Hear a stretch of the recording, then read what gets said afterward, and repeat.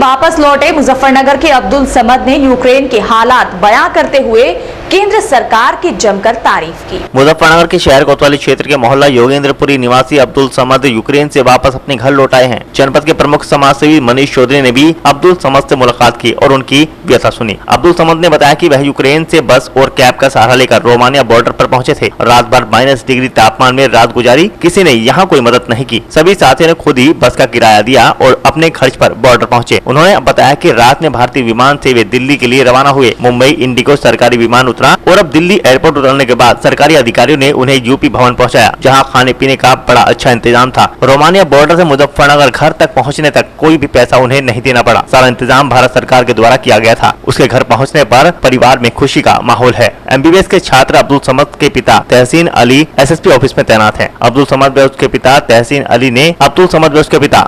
अली से मिलकर समाजसेवी मनीष चौधरी ने कहा कि अब्दुल समद समेत यूक्रेन में पढ़ाई कर रहे सभी छात्रों की डिग्री की व्यवस्था भारत सरकार द्वारा करनी चाहिए। इसके लिए भारत के किसी मेडिकल कॉलेज में पढ़ाई पूरी कराई जाए। हम उस बच्चे से मिलने आज यहाँ पहुंचे हैं जिन्होंने अभी कुछ दिनों में इतनी बड़ी त्रासदी और इतना बड़ा बुरा मंजर देखा है, जिसका भी आप सोचकर भी दिल दहलता है। तो आज ये हमारे मोहम्मद असद जो हैं, मोहम्मद अब्दुल समद और इनके पिता हमारे तहसीन अली जी। तो हमें ये जानकर और सुनकर बड़ा खुशी महसूस हुई कि ये बच्चा इतनी अपने भारत का नाम लेकर के जो इन्होंने यहाँ पर वापसी की है, तो हम भारत सरकार उसके लिए धन्यवाद देते हैं। और इनसे सुनने के बाद हमें ऐसा महसूस हो रहा है कि कहीं ना कहीं अगर हमारे प्रदेश के और इस देश के जितने भी युवा बच्चे अगर ये पढ़ाई करने वहाँ पर प्रदेश में जा रहे हैं, तो भारत सरकार से इन बच्चों ने एक मांग की है कि हमें कोई ऐसी व्यवस्था कराई जाए जिससे कि हम जो इतनी महंगी पढ़ाई उसके अपने देश के बाहर जाकर करते हैं वो अपने देश में करें, जिससे कि अपना देश मजबूत बनेगा और अपना छात्र सेव रहेगा। बीच छोटी पढ़ाई पूरी हो सकती है। और जो अब आगे की इनकी बीच छूटी हुई पढ़ाइयाँ हैं वो भारत सरकार, अगर ये पहले बात तो सभी सोच रहे हैं कि वहाँ से किसी तरह समझौता हो जाए, युद्ध रुक जाए, पढ़ाई पूरी हो, लेकिन अगर ये काम नहीं होता तो इनकी भारत में किसी भी सरकारी कोटे से या प्राइवेट कोटे से उसी फीस में इन बच्चों की आगे की पढ़ाई जारी रखें, ताकि हमारे देश के भविष्य के जो हमारे बच्चे हैं वो उनका जीवन सफल हो सके और भारत की सेवा में अपना योगदान दे सके। जय हिंद, जय श्री राम, जय भारत। उधर से हम 24 तारीख को वहाँ पे हमला हुआ था। उसके बाद हम 26 तारीख को अपने शहर से इवानो फ्रैंकिव्स्क रवाना हुए थे रोमानिया बॉर्डर की तरफ बाई बस। और रोमानिया बॉर्डर से हम 8 किलोमीटर पहले उतर गए थे बस से, और फिर बाई वॉक हम पैदल चल के बॉर्डर क्रॉस किया हमने। उसके बाद रोमानिया बॉर्डर के बाद से इंडियन गवर्नमेंट और इंडियन एम्बेसी ने सारी सर्विसेज हमें दी, जिसमें हम जैसे ही बॉर्डर क्रॉस करते हैं हमें बस मिली जो सीधा हमें एयरपोर्ट लेके गई बुखारेस्ट, जो कैपिटल है रोमानिया की, और वहाँ से हमें फ़्लाइट दी और जो फ़्लाइट हमें सीधा दिल्ली लैंड कराई। क्या कहना चाहेंगे भारत सरकार के लिए? भारत सरकार को थैंक्स बोलना चाहेंगे, क्योंकि उन्हीं की वजह से, और इवन स्टेट गवर्नमेंट, क्योंकि एयरपोर्ट के बाद हमें स्टेट गवर्नमेंट पिक करने आई थी, जो कि एसडीएम साहब ने हमें खुद पिक किया था। और फिर हम यूपी भवन गए जो दिल्ली में है एयरपोर्ट के पास, और यूपी भवन से हमें टैक्सीज दी जो हमें सिर्फ सीधा हमारे डोर स्टेप पे लेके आई है, मतलब घर तक के छोड़ा उन्होंने, और ये सब कुछ फ्री ऑफ कॉस्ट था। किस तरह का मंजर आपको वहाँ पर देखने के लिए? तो मंजर बहुत खौफनाक था, क्योंकि 24 तारीख को जब मैं सुबह 5 बजे उठा, पापा का कॉल आया हुआ था। उस वक्त जब मैंने बाहर जाके देखा बालकनी से, 5th फ्लोर पे था मैं हॉस्टल के, तो देखा कि वहाँ पे मतलब शहर के 2 कोनों से बहुत गंदा धुआं उठा है, बहुत ही मतलब ऊंचा। और फिर पता लगा कि अभी 2 मिनट पहले यहाँ एयरपोर्ट पे मिसाइल गिरा और वेलमार्ट पे मिसाइल गिरा, तो वहाँ से 2 बैलिस्टिक मिसाइल का भी मतलब उन्होंने डाली थी शहर के ऊपर। किस सब्जेक्ट्स की आप वहाँ पर पढ़ाई? मैं एमबीबीएस की पढ़ाई कर रहा हूँ वहाँ पे।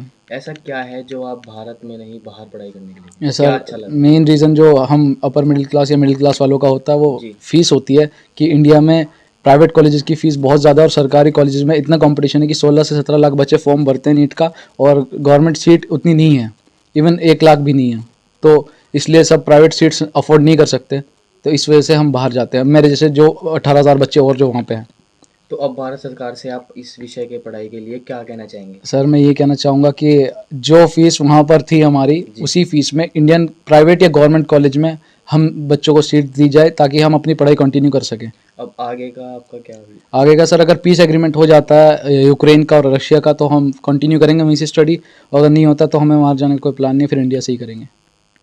और मैं थैंक्स बोलना चाहूँगा मनीष चौधरी सर का, जो कि मुजफ्फरनगर के प्रमुख समाज सेवी है। ये मुझसे मिलने आए, तो इसका मैं तहे दिल से इनका शुक्रिया अदा करना चाहता हूँ। मुजफ्फरनगर जनपद के नगर कोतवाली इलाके के एक स्कूल में कक्षा 3 की छात्रा के साथ अधेड़ शिक्षक ने दुष्कर्म की घटना को अंजाम दे दिया। उत्तर प्रदेश के मुजफ्फरनगर जनपद में स्थित एक शिक्षा के मंदिर में एक हैवान शिक्षक के द्वारा इंसानियत को शर्मसार कर देने वाला मामला सामने आया है, जिसमें कलयुगी शिक्षक ने कक्षा 3 की छात्रा के साथ बलात्कार की घटना को अंजाम देकर गुरु शिष्य के रिश्ते को कलंकित करने का काम किया है। दरअसल मामला नगर कोतवाली क्षेत्र के गौशाला रोड स्थित बेसिक प्राइमरी शिक्षा केंद्र स्कूल का है, जहाँ एक 70 साल के बुजुर्ग प्रिंसिपल राजकुमार शर्मा ने कक्षा 3 की 9 वर्षीय एक छात्रा के साथ स्कूल में बलात्कार की घटना को अंजाम देकर सनसनी फैला दी। घटना के बाद मासूम छात्रा ने जब घर पहुंचकर रोते हुए आप बीती अपने परिजनों को बताई तो मानो उनके पैरों तले जमीन खिसक गई। जिसके बाद पीड़ित छात्रा के परिजन नगर कोतवाली पहुंचे और मामले की लिखित शिकायत की, जिस पर पुलिस ने तुरंत मुकदमा दर्ज कर आरोपी प्रिंसिपल राजकुमार और उसके एक अन्य साथी शिक्षक उदय भान को गिरफ्तार कर जेल भेज दिया है।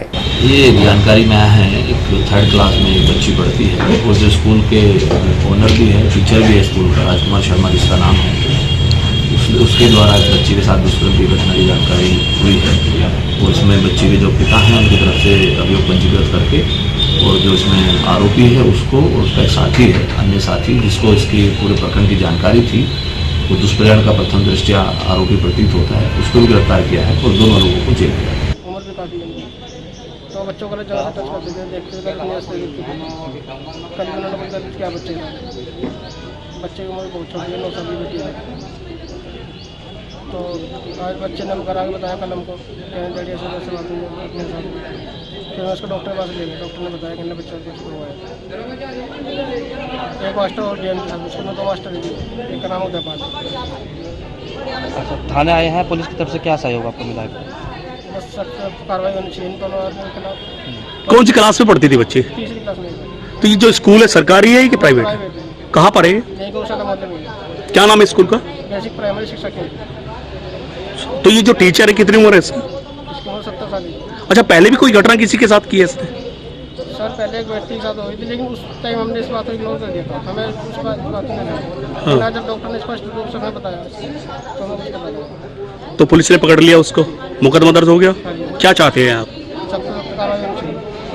अमरोहा के हसनपुर क्षेत्र के गांव कालाखेड़ा निवासी सरफराज के यूक्रेन से लौटने पर ग्रामीणों ने जोरदार स्वागत किया। अमरोहा के हसनपुर तहसील क्षेत्र के गांव कालाखेड़ा निवासी सरफराज मेडिकल की पढ़ाई करने के लिए यूक्रेन गया हुआ था। सकुशल घर लौट आने पर परिजन और गांव में खुशी का माहौल है। घर वापस आने पर ग्रामीणों ने उनका जोरदार स्वागत किया। आपको बता दें कि सरफराज 2019 में यूक्रेन मेडिकल की पढ़ाई करने के लिए गए थे। वह यूक्रेन शहर में ही स्थित IFNNU यूनिवर्सिटी के 3य साल के स्टूडेंट थे। घर लौटते ही सरफराज ने बताया कि उनके ऊपर बीते 7 दिन की मुसीबत को बयां किया। उन्होंने कहा कि लगातार बम धमाकों की आवाज से दहशत का माहौल बना हुआ था। उन्होंने कहा कि हमें इंडियन एम्बेसी से ज्यादा मदद नहीं मिली, हालांकि वह एयरपोर्ट से फ्री ऑफ कॉस्ट अपने घर तक पहुंचे हैं। देखो मुझे तो कोई परेशानी नहीं हुई है, नॉर्मली मैं बताया हूँ, और भी पहले पूछ चुके हैं तो ऐसे कोई परेशानी नहीं हुई है, क्योंकि भीड़ भाड़ ज्यादा थी, उस वजह से थोड़ा टाइम लगा बॉर्डर पार करने में। अभी यूक्रेन के क्या हालात है इस पर बताइए। अभी यूक्रेन के हालात देखो, हम लोग 5 दिन से बाहर थे, 25 से हम बाहर हैं, 26 तक हमारा फोन डाउन हो गया था। रोमानिया में जाने के बाद हमारे पास नेटवर्क नहीं था, सिम वो प्रोवाइड करा रहे थे फ्री ऑफ कॉस्ट, बट हमने सिम नहीं ली थी, क्योंकि मैंने नहीं लिया था, मुझे नहीं जरूरत थी, क्योंकि मैं अपना निकालता मेरे बहुत सारे ऐप बंद हो जाते। तो बाकी सिम बंद था तो वहाँ का पता नहीं पड़ा। बाकी अभी है, शायद खार्किव में है, लिविव में है, लिविव तक नहीं पहुंचे हैं, खार्किव में है और कीव में है, जो फाइट चल रही है। आप यूक्रेन कब गए थे? मैं यूक्रेन गया था 2019 में। बाकी अभी आने के बाद में दोबारा से मैं सेकंड कंप्लीट करने के बाद आया था, उसके बाद दोबारा अभी लास्ट अगस्त ऑफ लास्ट में गया था, एंड ऑफ अगस्त में। तो आपकी जो शिक्षा थी वो कितनी प्रभावित, कितने दिन से थी वहाँ पर? नहीं, उस पर कोई फर्क नहीं पड़ा। अभी हमारा 23 को मतलब हुआ था ऑनलाइन, तो 24 को ऐसा होना था, बट 25 को जब ये हो गया तो ऑनलाइन ही क्लास करके उसके बाद अभी हम लोग घर आ गए, तो हमको 2 हफ्ते के लिए बोला गया कि अभी 2 हफ्ते तक हमारी कोई क्लास नहीं लगेगी। After 2 weeks will be start, offline और ऑनलाइन, मे बी ऑनलाइन ही, ऑफलाइन तो नहीं होगी क्योंकि हम लोग यहाँ पर हैं। भारत सरकार के लिए क्या कहना चाहेंगे? आपको निःशुल्क उन्होंने यहाँ से भारत सरकार बहुत ज्यादा सपोर्ट किया। जैसे कि कुछ बताएं क्या सपोर्ट? जैसा कि स्टार्टिंग में फ्लाइट का वो मेन इशू फ्लाइट है, क्योंकि लगभग 95% लोग परेशान थे कि फ्लाइट की टिकट बहुत महंगी हो गई थी, क्योंकि नॉर्मली 25 to 30 या 35,000 होता है अगर मोस्टली जाए तो, बट वो ये कंडीशन होने के बाद कुछ ने अपने एयरलाइंस बंद कर दी थी। जो चालू थे तो उनका flight ticket 1 lakh 1.5 lakh minimum 80 to 70,000 70 to 80,000 then ऊपर ही जा रहा था, मतलब 1.5 लाख भी था।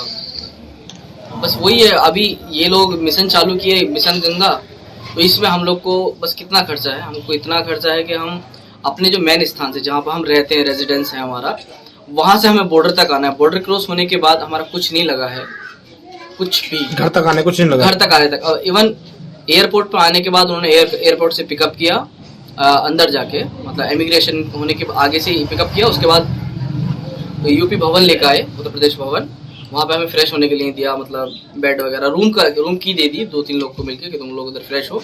उधर खाना दिया, जो भी खाना था अच्छा था। अभी क्या हालात है वहाँ? अभी वहाँ के हालात पता कर। अमरोहा के हसनपुर सीएचसी में स्वास्थ्य अधिकारी द्वारा आशाओं को 5 दिवसीय प्रशिक्षण दिया गया, जिसमें पोषण सहित अन्य योजनाओं की जानकारी दी गई। गुरुवार को अमरोहा के हसनपुर की नगर सीएचसी केंद्र में ट्रेनर गंगाराम सिंह ने आशाओं को 5 दिवसीय प्रशिक्षण दिया, जिसमें BCPM आसमा परवीन ने कहा कि ट्रेनर द्वारा बताया गया कि 5 दिवसीय प्रशिक्षण में 2 मार्च से 6 मार्च तक अभियान चलेगा। राष्ट्रीय स्वास्थ्य मिशन के अंतर्गत बच्चों में पोषण व कुपोषण के विषय में आशाओं को जानकारी दी गई। साथ ही महिलाओं द्वारा कराए जा रहे स्तनपान समेत प्रसव के बाद होने वाली पीड़ा के प्रति भी जानकारी दी गई।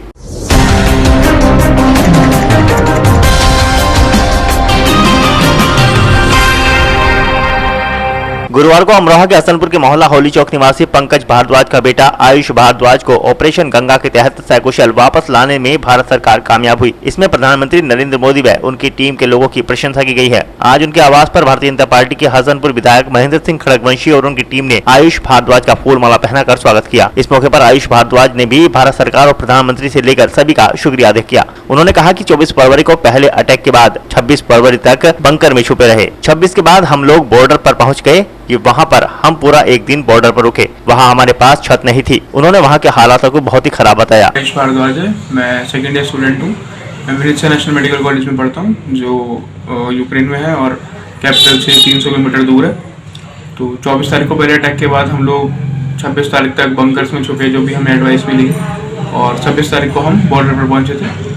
बॉर्डर पर हम पूरा एक दिन रुके। बॉर्डर वाली सिचुएशन बहुत ख़राब थी कि हमारे ऊपर कोई छत नहीं थी सर छुपाने के लिए। उसके बाद फिर हमने एक दिन कैसे कैसे वहाँ पे काटा। फिर हम रोमानिया में एंटर हुए। फिर रोमानिया में 3 दिन हम अलग अलग शेल्टर पे रुके। फिर तीसरे दिन हम कैपिटल सिटी जहाँ पे एयरपोर्ट है वहाँ पर पहुँचे।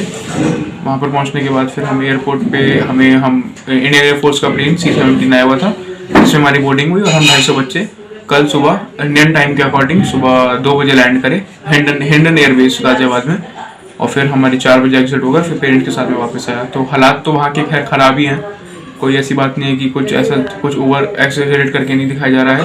ख़राब हैं तो हैं, पर फिर भी हमारी गवर्नमेंट ने, हमारी एम्बेसी ने हमारा बहुत साथ दिया। और पॉपुलेशन ज़्यादा होने के कारण वो हर किसी तक रीच नहीं कर पा रहे, पर लेकिन जितना भी वो कर रहे हैं वो बहुत ज़्यादा सराहनीय है।